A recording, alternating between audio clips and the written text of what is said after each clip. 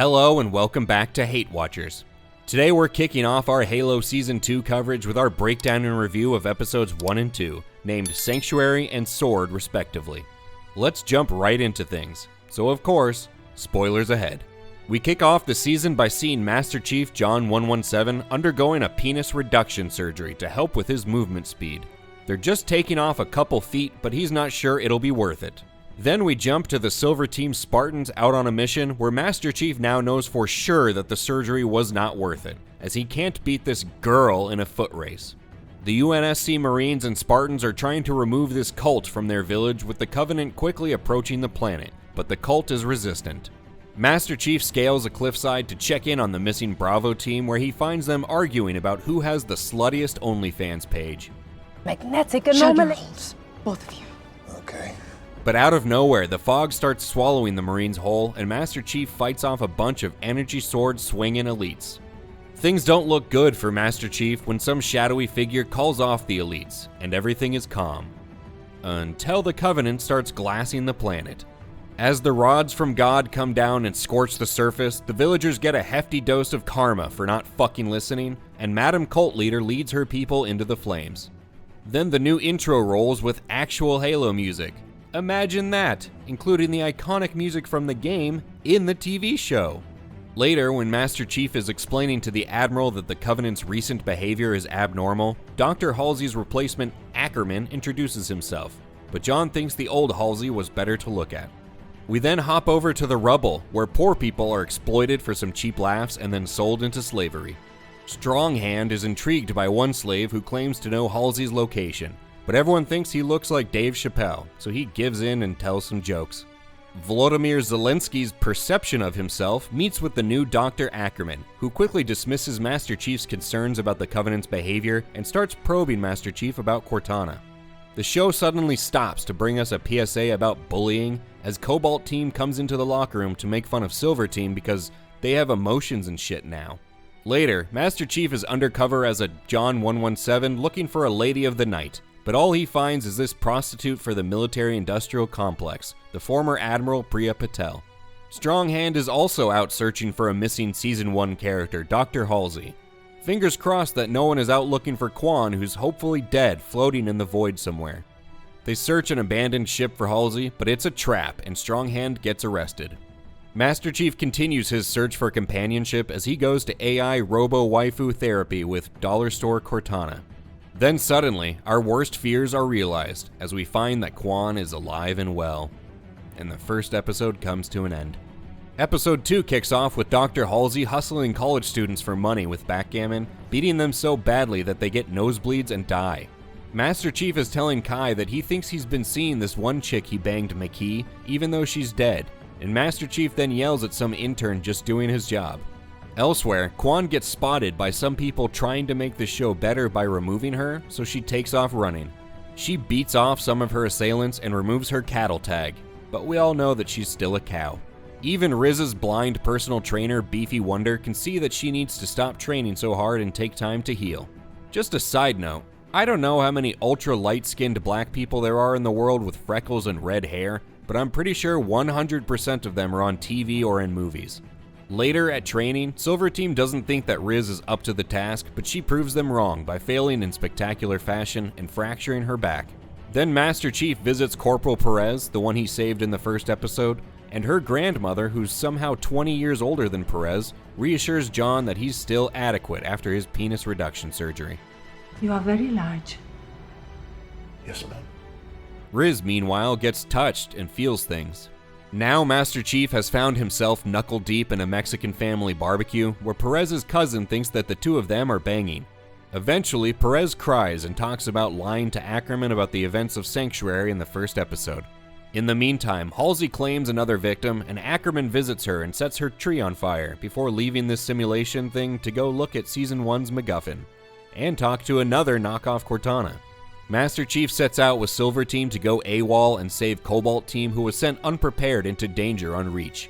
Hopping over to Reach, we see UNSC Marines doing what they do best, shooting at nothing and sending wave after wave to their deaths. Just as an elite is about to take out this UNSC commander, Fingernail Sword Girl McKee returns from her completely undebatable death in Season 1. Somehow, Fingernail Sword Girl has returned.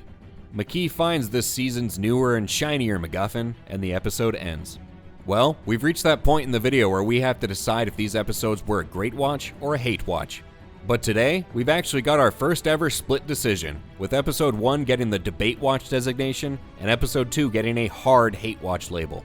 All of the buzz going into this new season was that the show was substantially better than what we got in Season 1. After the previous showrunner left the project because of the roaring success of Season 1, every review article touted Season 2 as a real step up in quality and heading in the right direction of doing the video game series justice. And it's early in the season, but where? Where are the improvements? How is this any better than Season 1?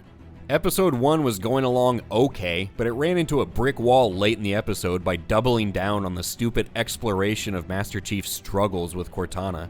And Episode 2 was pretty much just awful from beginning to end. The show is still missing everything that made the Halo game series popular and successful. We're still mired in these lame storylines about Spartans struggling with emotions. The show still looks cheap most of the time, and the CGI is still pretty awful, in particular when the Spartans started running. The elites early on nearly looked like cartoon characters. There's less action than there was up to this point in Season 1.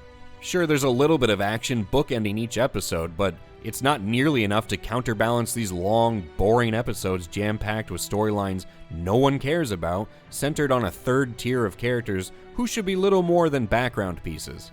Master Chief isn't facing down some insurmountable existential threat to humanity. He isn't racing against time on a suicide mission to stop the Covenant and save the galaxy.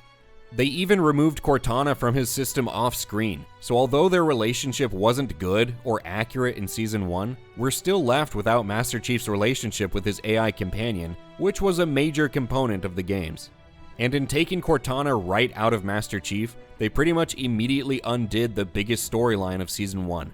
And there's a lot of things from Season 1 that should be undone, but removing Cortana from Master Chief entirely was not one of them. Instead, Master Chief's big conflict up to this point is convincing the brass that he's right about the Covenant's tactics. And no one's listening to this decorated hero of humanity.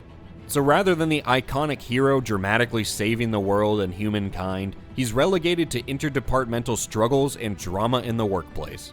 And he's out of his armor entirely for the majority of these 2 episodes, which is always a good barometer for whether or not this show is treating the character right. The hope of this show leaving Quan in the past didn't last long. No one cares about Silver Team Squad member number 4 and her training fatigue. The hunt for Dr. Halsey might be interesting if we were presented with any kind of pressing reason that she needs to be found.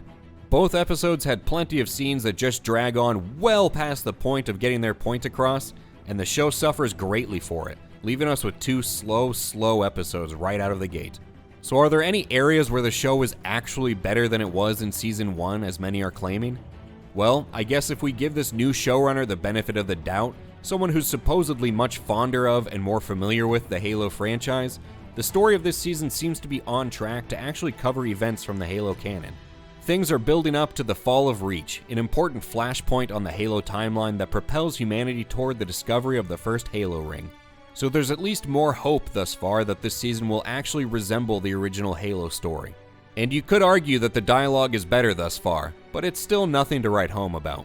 Lastly, and on a lesser note, they brought in an accomplished composer, Bear McCreary, who managed to come up with something resembling the iconic Halo theme song, which was just the most bizarre omission from Season 1. So there are a few areas that the show is doing better in its sophomore season.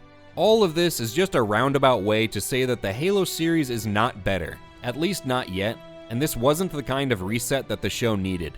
However, at a minimum, Season 2 is at least not worse than Season 1 so far. And again, it's early, maybe things will turn around, and we want to believe that they can, but as of yet, we're not seeing these supposed improvements. Are you willing to give the second season of Halo a chance, or did Season 1 burn all bridges for you? What changes would the show have to make to win you back? If you watched the premiere episodes, did you think the show was better than Season 1? Do you know anyone who looks like this in real life that isn't a working actor? Let us know in the comments below. And remember to leave a like on the video if you liked it, and subscribe to HateWatchers to stay up to date on the second season of Halo. Thank you for swinging your sword around with us today, and we'll catch you on the next one.